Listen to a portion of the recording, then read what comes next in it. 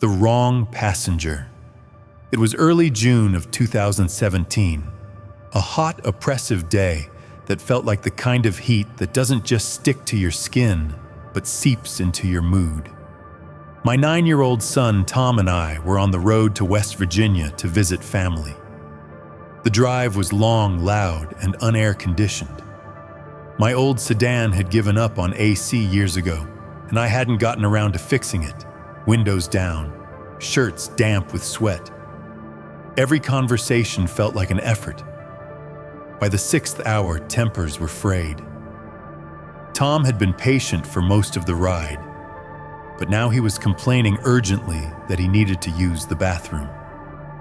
Again.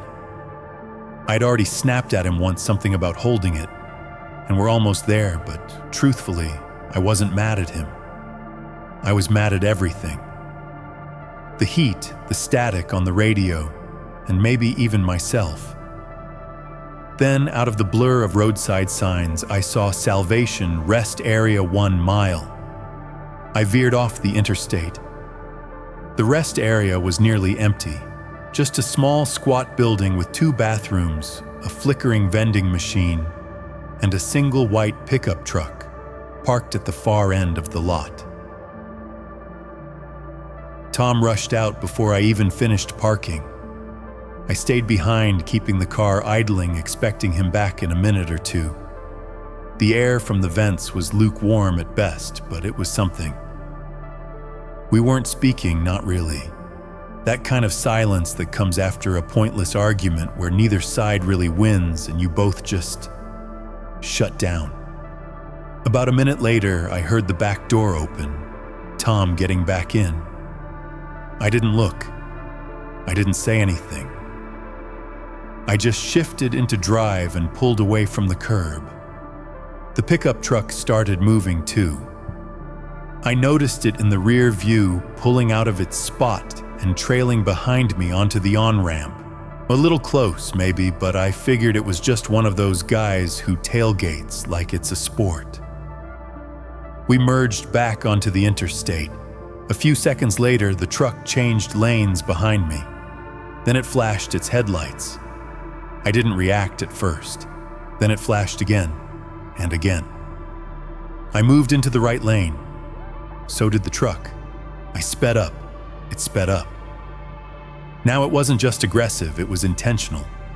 I started feeling that gnawing tightness in my chest. Not full panic, not yet, but alert. My foot hovered between the gas and brake, unsure which one to trust. The truck changed lanes again, pulled up next to me, and the driver lowered his window. He was yelling something, motioning to me urgently.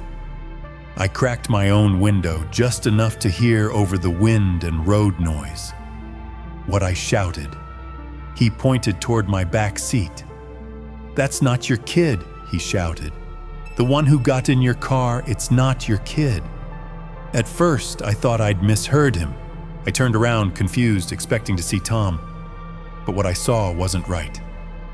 The figure in the back seat wasn't my son. It was someone taller, thinner, not a child, not even trying to pretend. They were sitting perfectly still, too still. My blood ran cold. I slammed the brakes, hard, pulled over into the shoulder without thinking, as the figure in the back seat opened the door and stepped out. I only saw them for a split second before they turned and bolted into the woods lining the interstate. Tall, movements too fast, too erratic. Not a word spoken. Gone before I could even register a face. I jumped out, my voice hoarse. Tom, the driver of the pickup, ran up to me, breathless. "I saw him run into the woods after you pulled away from the rest stop. I tried to flash you down, but Jesus, are you okay?" I left Tom at the bathroom, I stammered. I thought he got back in. Without another word, I threw the car into a U-turn right over the grassy divider. The pickup followed. It took less than 2 minutes to get back. Tom, standing outside the rest stop building, wide-eyed and confused. When I pulled up, he said, "Dad, where'd you go? I came out and the car was gone." I hugged him harder than I ever had. I didn't even try to explain at first. My words were shaking. When I finally did, he just kept looking at the woods. Tom and I didn't argue after that. We drove the rest of the way in stunned silence and later, nervous laughter. Telling the story to family was surreal. They asked what the man looked like, the one who got in the car. I didn't have an answer. I never saw his face. I never heard his voice. And maybe that's a good thing.